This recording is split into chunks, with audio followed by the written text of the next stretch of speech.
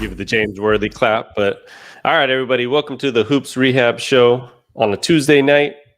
LeBron is back. Eric, how you doing? The official applause. I'm doing pretty good. The band is back together. Good game, obviously. Second half was completely different from the first half, but yeah, looking forward to diving into it a bit. Yeah, man. It's just good to see LeBron James back on the floor. Year 23, never been done before. We'll get into it in just a little bit. But as always, everybody, I am the Game Injury Doc, a.k.a. Dr. Evan Jeffries. On my right is Eric B. Mack. We are the host of the Hoops Rehab Show. We are live Sundays, Tuesdays, and Thursdays, breaking down the NBA, breaking down the NFL on Sundays. You can find us at our YouTube show, the Hoops Rehab Show. So please hit that subscribe button if you are live right now. We also have our Instagram, which is the Hoops Rehab Show. And after the show, we will be uploading the pod. So wherever you get your podcast, you can find that at the Hoops Rehab Show. Please follow the pod, comment, rate, and make sure you have those auto downloads on so you don't miss a beat. All right, Eric. Let's break down this Lakers game, get this thing cracking, and for the most part, get excited for what's to come with this Lakers squad. So yeah, definitely. LeBron, we've been talking about what game he would be back, and we kind of almost predicted in the beginning of the season, but even before the season started, that it would be one of these Utah games. Yep. If you broke down what they were trying to say, 3 to 4 weeks. That was roughly about 14 to 15 games, and he is back on his 15th game. And I don't know, what'd you think of him out there? Did he miss a beat? What did he look like out there? First off, yeah, it's crazy that we're officially 15 games into the season. We talked a lot about that first 15 games. We talked about LeBron coming back, just that weird quirkiness, like part of the schedule where they play Utah twice in a row, and that's not the quirky part. The weird part is that the next game won't be till Sunday, so kind of a little break there. So we just kind of figured whether it be today or on Sunday would be his first game back. 11-4 in the first 15, so that's definitely better than anybody could really ask for. 15 games is about a fifth of the season or so a good chunk. LeBron, obviously played 30 minutes. We're talking a little bit off air. It's like, man, if this was a close game, he probably would have played his 35 to 37 minutes, which I don't think we would have expected tonight. And so probably had to get his legs from under him a little bit. And I think he talked about him maybe being a little winded and things like that. He obviously had the 12 dimes, shot only 7 shots, and I think we'll talk a little bit about it. And I guess I kind of posed a question, like, is this kind of what we are going to, not so much the 11 points, I think he's going to average more than that, but I'm just wondering, is this kind of the LeBron that we're going to be seeing? Let's be honest, right? Luka and Austin were kind of leading the way with the scoring, and LeBron with the assist, and obviously hit a couple threes. And so that'll be what I'll be looking for. Is it just his first game back, and that's why it was like this, or more to come? Yeah, to be honest with you, I think LeBron sat back these last couple of weeks and saw what the team was doing, right? He, like Shams reported, LeBron was going to do some thinking in these games and see how the Lakers are going into that. You know how they pose it, he's going to demand a trade if they start off really bad or something. Yeah. However, I do think he saw what Luka and Austin were doing, obviously, to start the season. It was like, hey, first game back, I'm not going to go out there and just shoot a bunch of shots. I'm going to be the facilitator. I'm going to try to work myself back into the team because these guys have earned it. And LeBron's a high IQ player, man.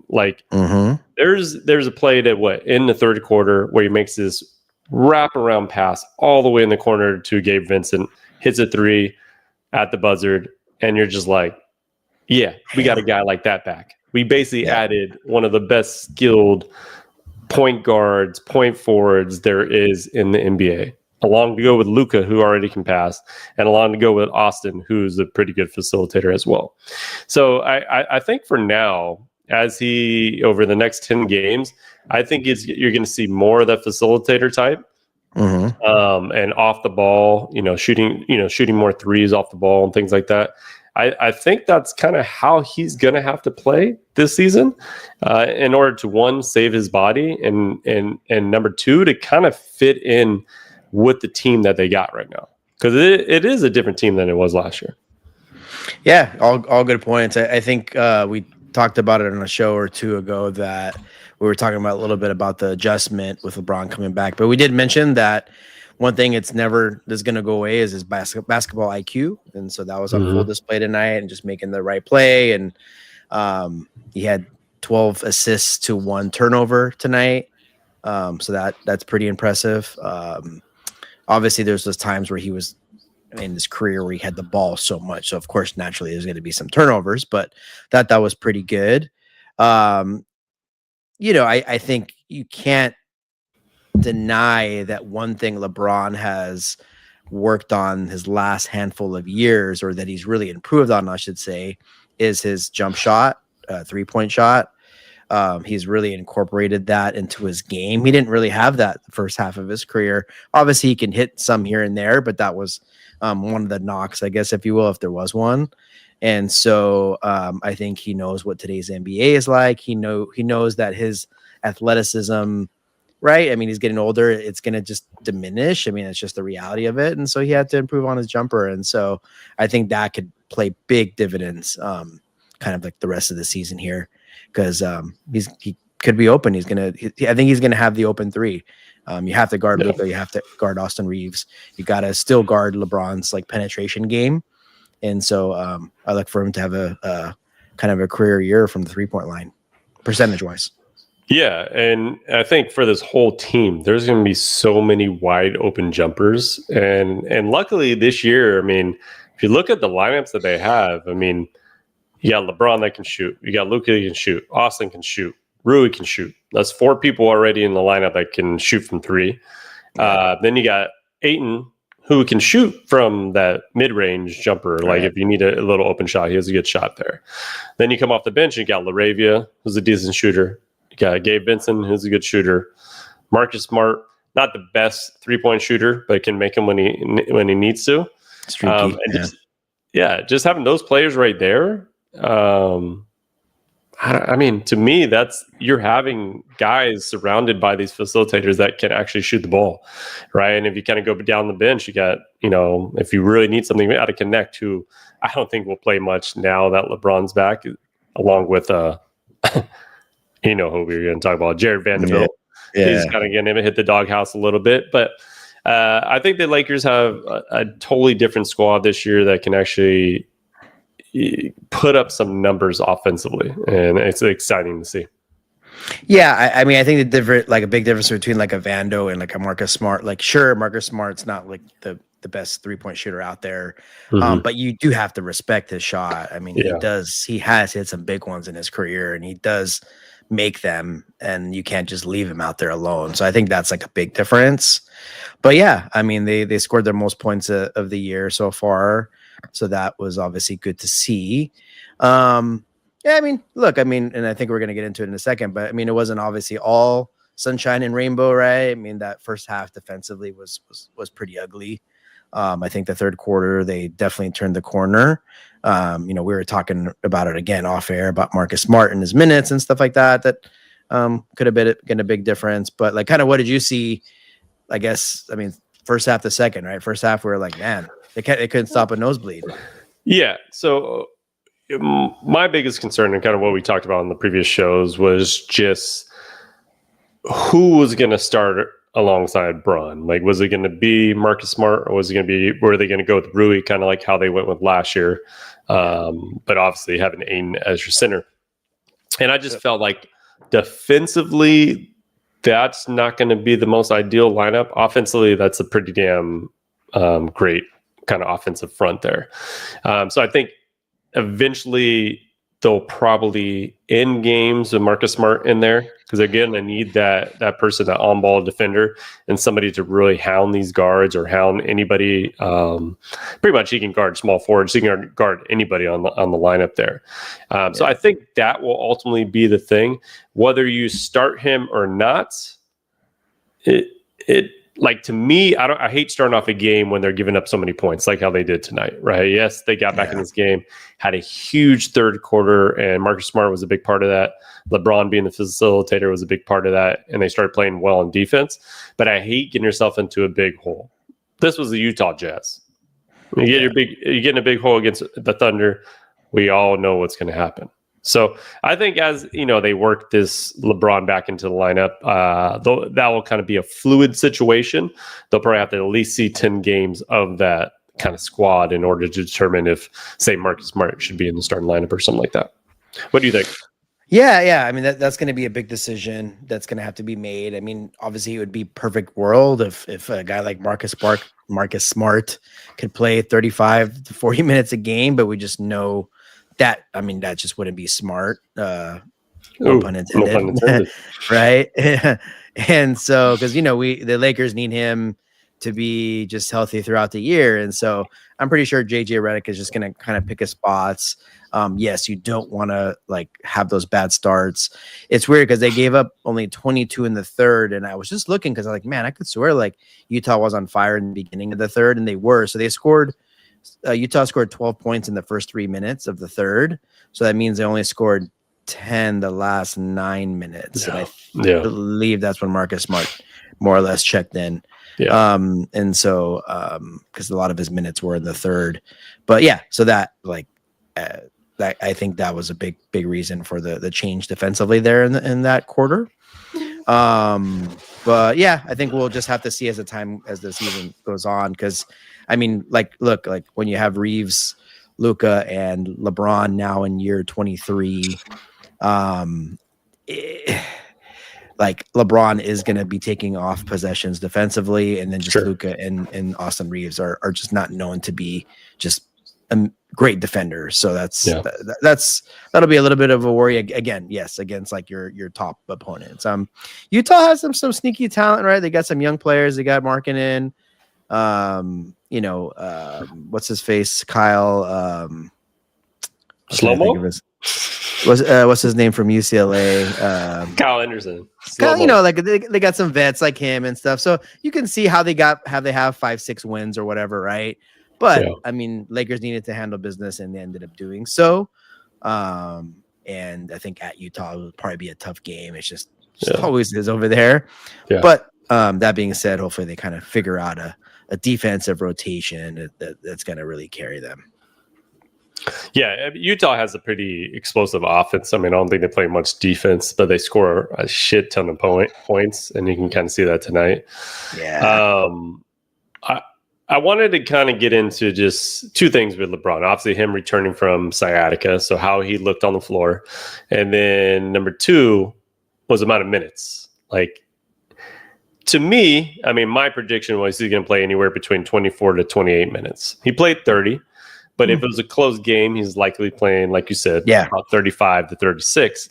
So that would be the typical LeBron minutes, right? So I always find it fascinating with LeBron, because I know they've tried to be like, hey, let's manage your minutes or let's do this. And he literally will just play whatever minutes he's going to play. And that reminds me of Kobe, right? If you ever asked Kobe to manage his minutes, do you think Kobe would have ever managed his damn minutes? Never, right? No, so you got to give LeBron some kudos on that. I just thought, realistically, if you can hold his minutes to, say, in this month of the season, 28 minutes or so, 6 and a quarter or something. Yeah, start to bump it up to 1 minute each month, right? So we're at 28, 29, 30, 32, and you keep going until you get to March, April. I think that keeps him more fresh at this age, and in year 23, which is unknown. I know LeBron knows his body, but what are your thoughts on him just kind of having the green light on whatever amount of minutes he's going to play? Yeah, I mean, we've seen it a while now, like with when Darvin Ham was the coach, and obviously it was a different Laker team too, where he had to be just needed him a little bit more. But yeah, like I don't know. It's obviously if you're like, okay, if he's gonna play 28, 30 minutes, right? On your typical game, it's gonna be close. So you figure he's gonna play like the last like 6-7 minutes of the game. So that Yeah. leaves like 23, 24 minutes. And then how are you gonna spread that out? It's like gonna be he's going to be out at the 7-minute mark, and then he's not going to come back until 6-7 minutes left in the second, and then kind of the same thing with the third to the fourth. I guess you can kind of do that. So yeah, it's going to be interesting. I think you got to think about like if they're on a back-to-back, or if it's like 3 games in 4 nights. I think those are the things that they have to really decide on. And obviously if it's a close game, if it's not within reach, it's going to be all important. And just crazy, man. Year 23. This is officially his 8th season with the Lakers. His longest stint. I know he was with Cleveland, obviously 11 years. 11, 7 and the 4. But just as far as stints, this is officially now his longest for any team, so to speak, right? Because he played. Damn. Yeah. First, he played 7 years straight in Cleveland and then left. God, why does it feel like he played at least 10 years there first? I know. So he really only played his like contract, I guess his rookie extent. Like, he probably had his rookie contract and then rookie, max or whatever you get after that. Yeah. And so once you get to that 7-year mark, you're a free agent. I forget about that. That's true.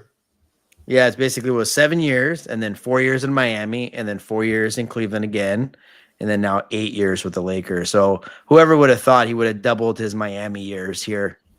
Yeah, especially the AG signed and whatnot, and I never would have thought that.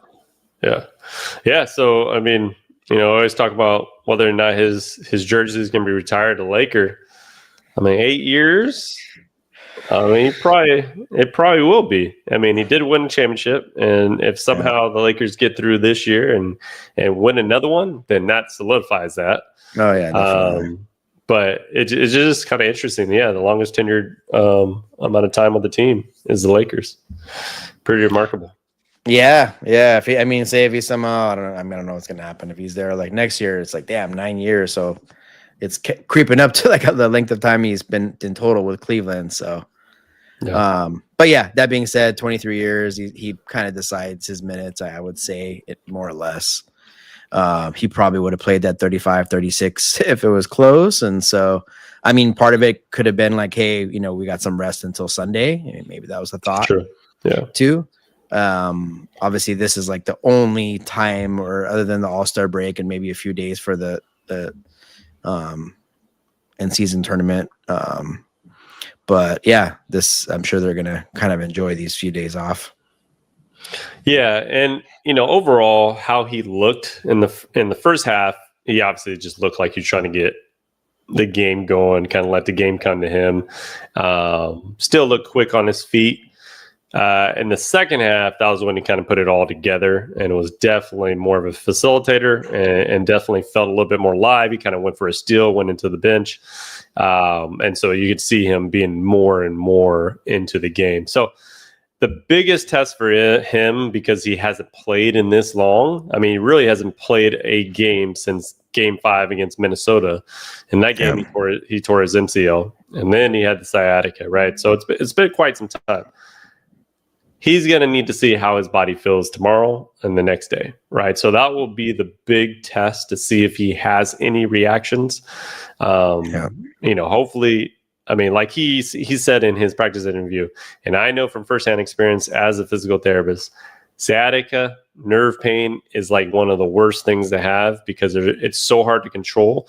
And the pain is just totally different than just like a muscle, a tendon type of thing. It's just a lot worse in terms of how much tolerance you have to that pain level.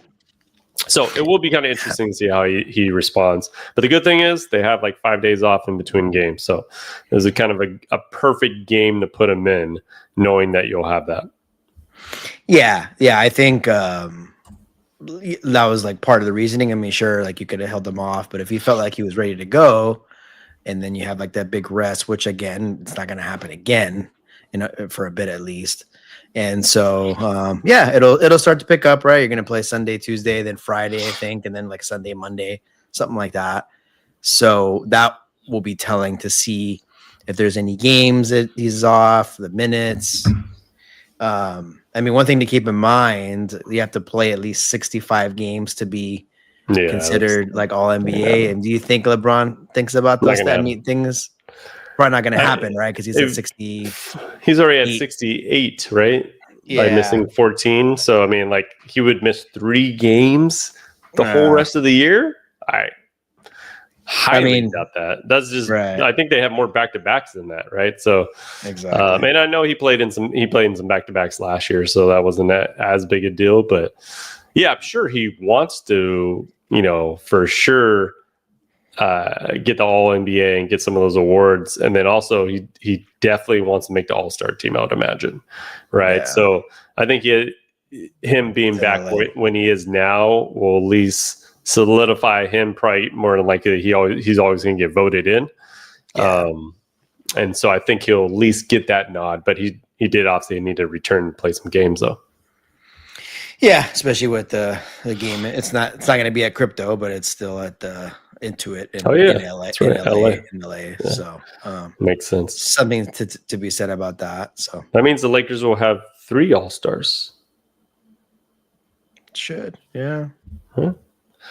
I mean, Austin Reeves is not going to back down from what he's doing this year. So I think, as long as they have a good record, I think the Lakers are getting 3 All-Stars there. Yep.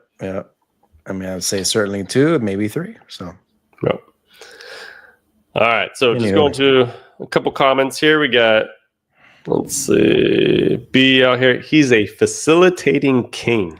Ooh, yes, he is. He definitely knows how to do it. He's done his whole career, right? And we always talked about when they won the championship, he was basically playing point guard, and that was essentially reason why they won. I think with having Luka and him, it's just going to be interchangeable. You can have different sets of lineups that have one of them in at a time, and always having somebody like that in a game. It's going to be pretty damn good matchups for the Lakers. No, absolutely. And it's crazy. You said Luka. We went 22 minutes and change without even talking about Luka.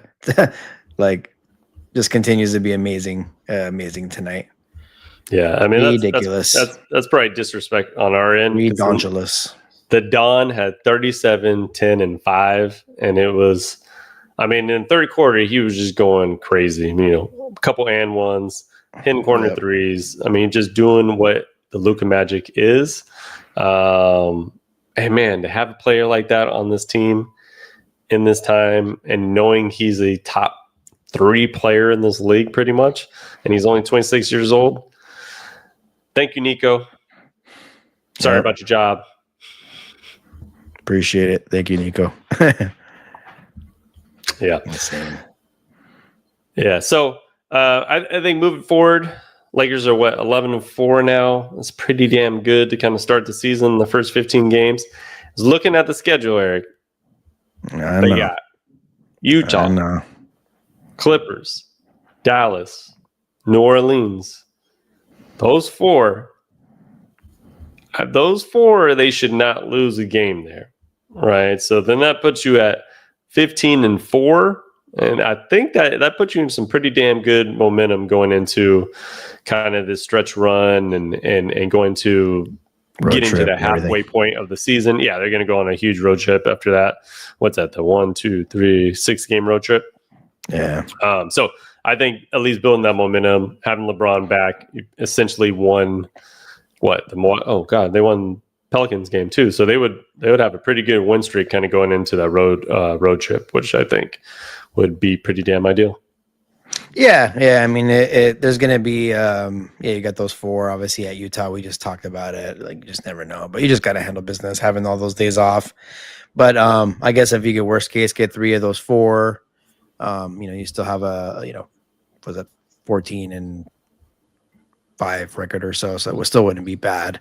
Yeah. Kind of getting into that home game against Phoenix, then and going on the road. So kind of set up for some success here, getting, like you said, getting through the first half of the season. Yeah, for sure. All right, so I want to kind of go around the league a little bit and talk about some pretty big injuries that we kind of occurred the last day or two in the league, and that would be to one of the league's obviously most promising young players, and that's Victor Wembanyama. He was diagnosed with a calf strain, and according to Shams, he will miss a couple weeks at least. So there's two things that when it came to mind for me was, how severe is the calf strain? Is it more of a grade 1? Is it grade 2? Likely it's somewhere in that in between, somewhere between the 25 to 50%. Enough to shut him down for a couple of weeks, right? So when I see like he's immediately shut down for a couple of weeks, I think that he likely has like a grade 2, at least a low part of the grade 2. So that's at least a partial tear of the calf. And that immediately shuts him down for a couple of weeks, and then he'll probably be reevaluated to see where he's at. But like we've always talked about the calf, man, when that calf is weak, it's injured, you're going to put the Achilles at risk, and that's one thing you don't want to do with this young guy. So I would imagine the Spurs are playing it safe and being extra cautious. But what were your thoughts when you kind of heard this? Yeah, I mean, not only him, but just so many injuries, and they're like, I guess teams are just like, forget this. We're especially with Wemby, we're gonna just shut this down right now. I kind of had San Antonio being, a little bit of a surprise team this year, and I think they have been. And so obviously, like the one concern was the health and things like that, right?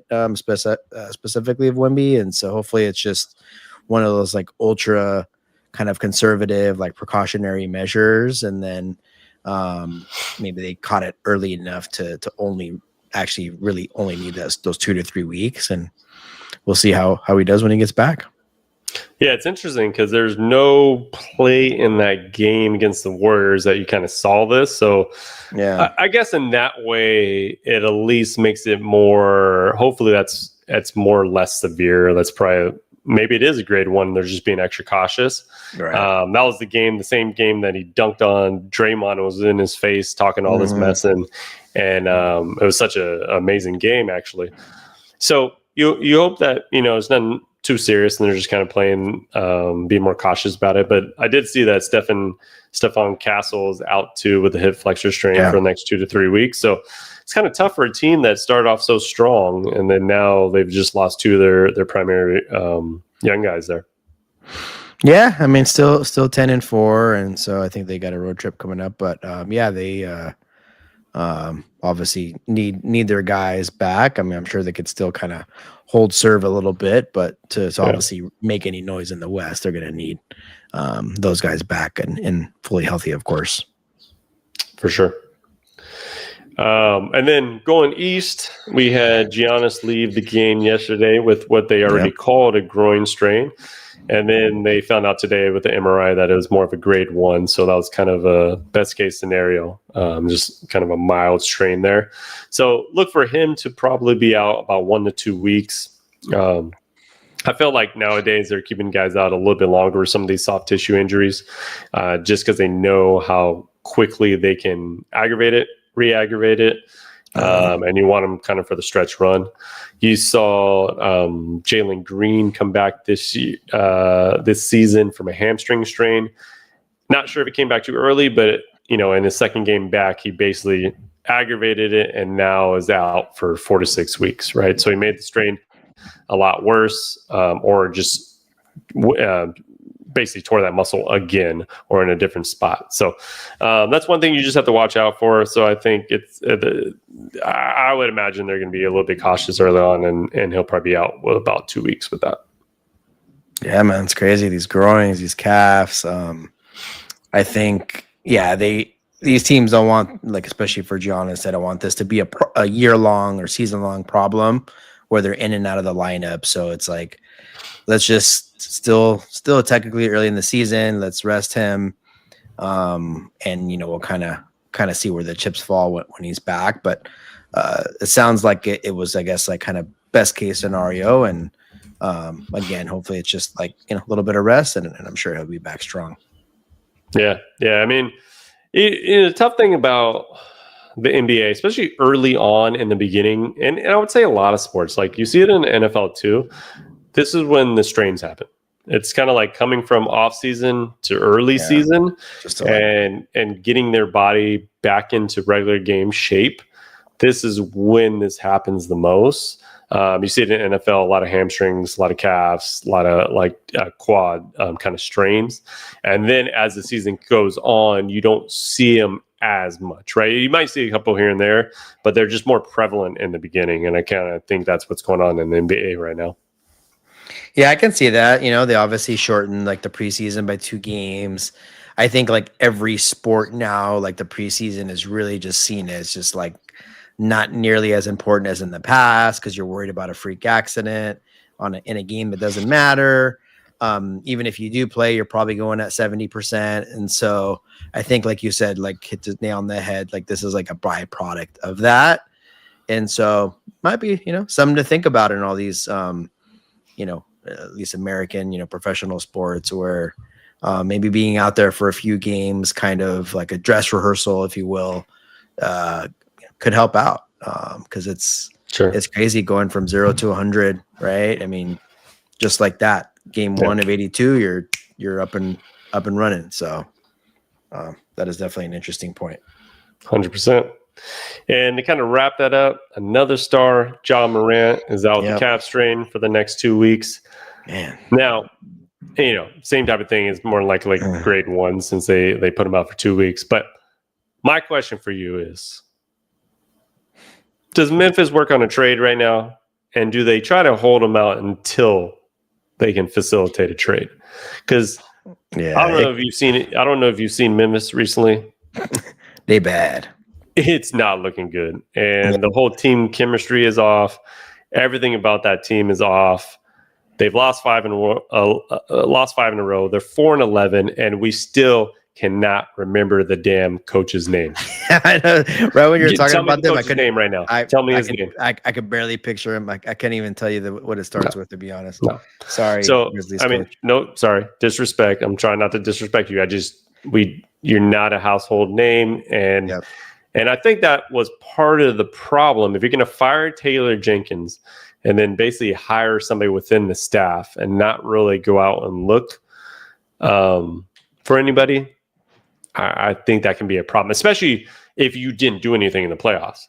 David Alderman took OKC to game 7 and almost won that series if it wasn't for Aaron Gordon being injured. So and they won a championship, obviously, with Mike Malone and him on the staff. So that's a totally different scenario. This one, it's like, okay, we're just going to go the same direction, but we fired our guy that was pretty good coach for them. So I don't know. I don't know if Memphis knows what they're doing, but I don't think it's a good situation for Ja or a good situation for Memphis. Yeah, I mean, all I would want to add is, Memphis we were seeing so much promise like 2 or 3 years ago, where we're like, oh man, they're going to be one of the teams of the future, and just to see it totally, a complete 180 is crazy. I think in terms of his injury, I don't even care if it's a grade 100 or a grade -50. I think he's going to be out for a little bit. But we're probably going to hear that a lot, like the next, few weeks. Like, oh, Ja Morant's out 2 weeks. I'm like, wait, hasn't he been out like already? You'd be reevaluated in 2 months or whatever. Yeah, you're going to be like, wait a second. Maybe while they try to find a trade suitor. But we'll see. Obviously, hopefully he has a lot of his career to go. And we've talked about it, but just the way he plays and just his stature and things like that, it's just one of those things that could catch up to you, but hopefully that's not the case. Hopefully it's just, he's got to get back into kind of a winning mode, and, but we'll see what happens with his injury. Yeah. And I guess I'll pose this hypothetical question. Is there a place that Ja would fit right now? Like, because I don't think he's a easy player to integrate on the team. No. But is there a place right now that you can see him going to that would make a lot of sense? I mean, I always think about the East immediately. Right? Just kind of, not that it has to be that, but trying Trying to think, I mean, you could. I think a lot of the teams can use a John Morant. I don't know. I mean, do you think? So you got to think about like the trade suitors. Yeah, I mean, Pistons are pretty good without. They don't really need something like that unless they feel like they need like another star there. But Orlando kind of already is got their guys there. Yeah, I the only places that kind of make sense for me. I mean, like he's not going to Toronto or something like that. Like it just it's like you have like sense. your Brooklyns and your Torontos. It's like the same thing, Brooklyn's, It's like But it like for me on the West, I see somebody like a Minnesota or a Phoenix, like Minnesota getting like a second star to be with like Anthony Edwards, right? Yeah, like having those two together, or Phoenix kind of having him and Booker or something like like it would just be like. It gives them just a little bit more to kind of feed off of. But to be honest with you, I don't. That's a hard sell. Usually, most players should be like, "Oh yeah, he's a perfect fit somewhere else." I just don't see that with some of the contenders right now. Yeah. So kind of what you're saying is he's most likely is going to have to be like a solid your number two.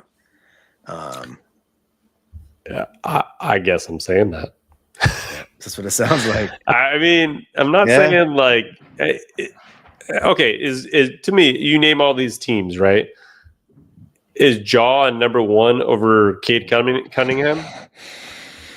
No. Is Ja a number one over Donovan Mitchell? Not even that one. Okay.